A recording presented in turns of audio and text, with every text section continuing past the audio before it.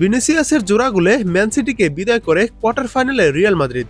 দেখুন, সান্তিয়াগো বার্নাব্যুতে আগের দেখায় ৩ গোলের ব্যবধানে হারার পর দ্বিতীয় লেগে ঘুরে দাঁড়ানোর গল্প লিখতে পারল না ম্যানচেস্টার সিটি। ইতিহাদ স্টেডিয়ামেও হারল তারা। ২-১ গোলে সিটির মাঠে জিতে চ্যাম্পিয়ন্স লিগের কোয়ার্টার ফাইনালে উঠে গেল রিয়াল মাদ্রিদ। ভিনিসিয়াস জুনিয়রের জোড়া গোলে মাদ্রিদ ক্লাব ৫ গোলের অগ্রগামিতায় শেষ ৮-এর খেলা নিশ্চিত করেছে। ফিরতে লেগে অবশ্য তীব্র লড়াইয়ের মুখে পড়েছে স্প্যানিশ ক্লাব।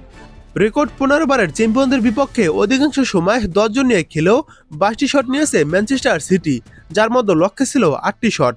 আর রিয়াল মাদ্রিদ মাত্র ৭টি শট লক্ষ্যে রেখে ২টি গোল আদায় করে নেয়। ভিনিসিয়াসের শট হাত দিয়ে ঠেকালে অধিনায়ক বার্নার্দো সিলভাকে হারায় ম্যানচেস্টার সিটি।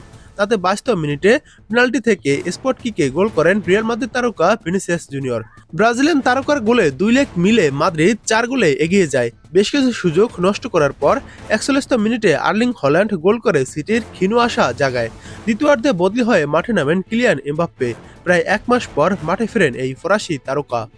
দ্বিতীয়ার্ধের স্টেপেস টাইমে খুব কাছ থেকে গোল করে জয় নিশ্চিত করেন ভিনিসিয়াস জুনিয়র।